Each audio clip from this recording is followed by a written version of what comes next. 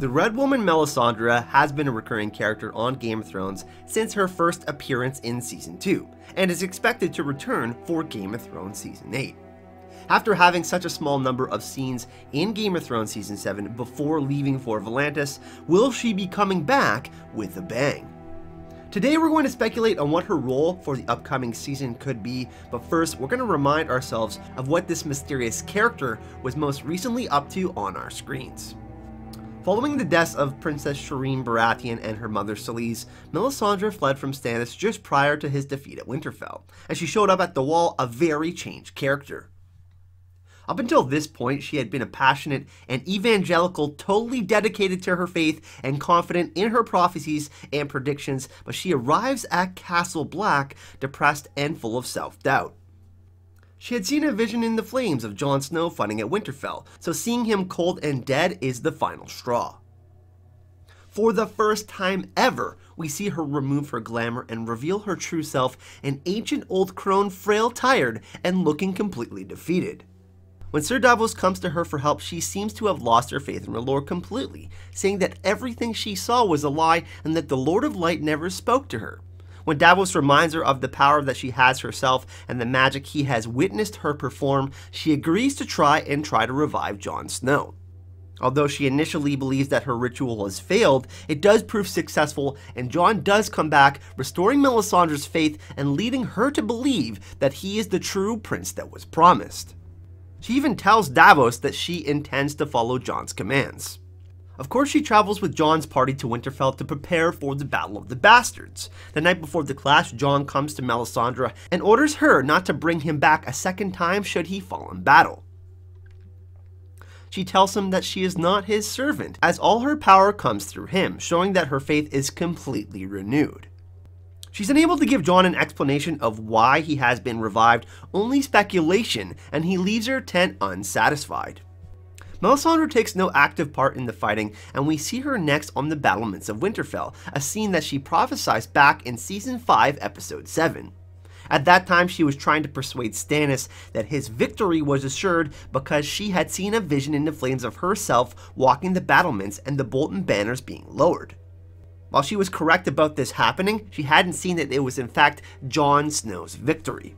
She goes on to speak with Jon, but they are interrupted by a furious Sir Davos Seaworth, who had discovered the stag he made for Shireen in the remains of the pyre. He forces her to confess to killing Shireen, declaring her god evil and Melisandre a liar for making Stannis and his followers believe he was the Lord of Light's chosen and leading them to their deaths. Although Melisandre tries to justify her actions and admits that she was wrong, she does seem to show genuine remorse for her actions.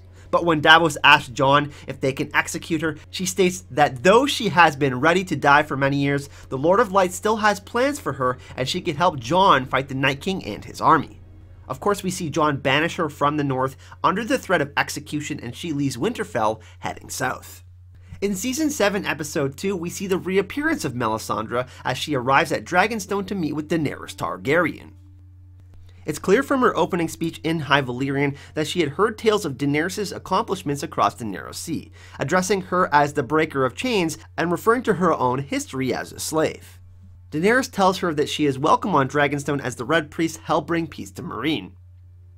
When she tells Daenerys her name, Lord Varys immediately recognizes that she served with Stannis, but Daenerys is not at all fazed by this. Melisandre explains that she believes that Daenerys has a role to play in the fight against the Long Night and quotes part of the Prince Who Was Promised prophecy.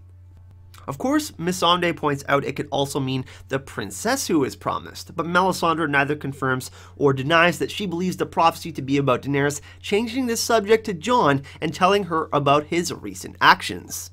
She urges Dany to summon him, and with a little persuasion from Tyrion, she agrees. Melisandre's final scene to date occurs in Season 7, Episode 3. When Jon and Davos arrive at Dragonstone to meet Daenerys, she makes herself scarce, observing from a distance, and is confronted by Lord Varys, who questions her for hiding.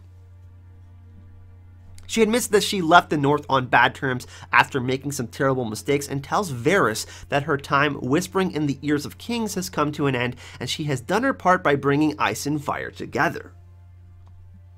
She goes on to tell him that she is leaving for Volantis and that she will return to Westeros one final time as she has to die there, as does he. So now that we're up to date, let's take a look at Season 8 and what Melisandre's role could be. From her first ever Game of Thrones scene, Melisandre has been linked to the prophecy of the prince who was promised, and her actions throughout the series have focused around bringing this prophecy to fruition. She has linked it both to Jon and Daenerys, so it seems likely that when she returns to Westeros, it will be to join their side in the battle for Dawn. Due to the sheer volume of material we expect to see in this season, I don't expect to see any of Melisandre's journey to and from Volantis, just her return to Westeros. And we know that the largest Red Temple in the world exists in Volantis and is home to a group known as the Fiery Hand, an army of warriors in the service to R'hllor that always has a number over 1,000, 1001.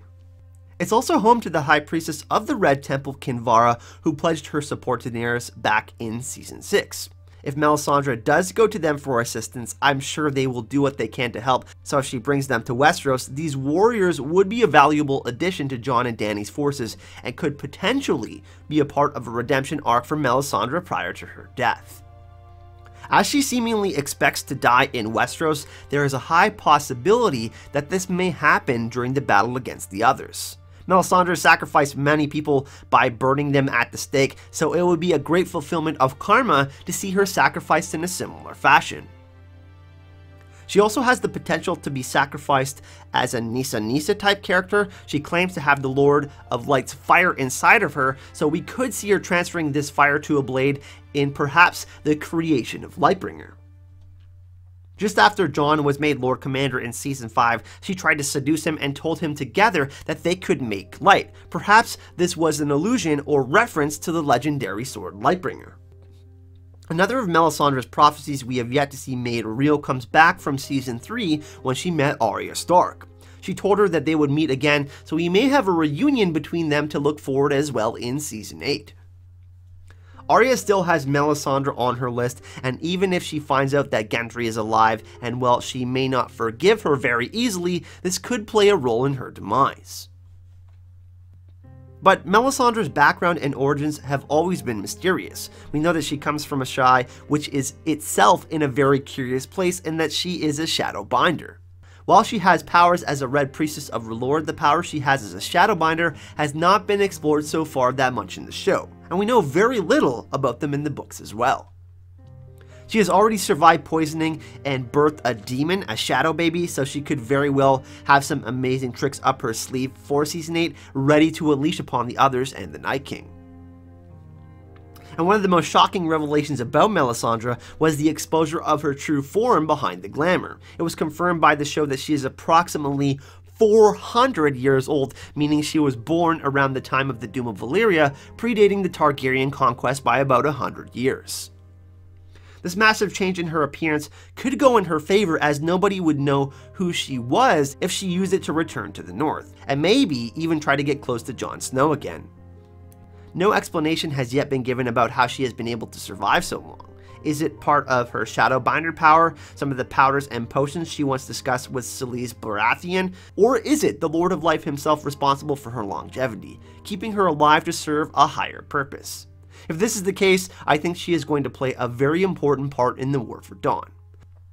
But what are your thoughts? Let me know in the comment section if you think Melisandre will sacrifice herself in one last fire for the greater good in the War for Dawn.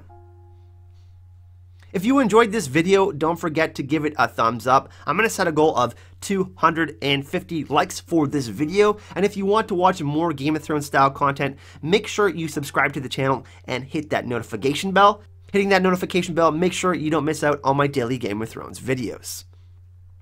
And of course, a big thank you to all of you who have donated to the GoFundMe, and a special thank you to the Hype and Love family on Patreon. I really appreciate the support. Thanks again for watching, everyone. Hype and Love. Summon Jon Snow. Let him stand before you and tell you the things that have happened to him. The things that he has seen with his own eyes. I can't speak to prophecies or visions in the flames, but I like Jon Snow and I trusted him.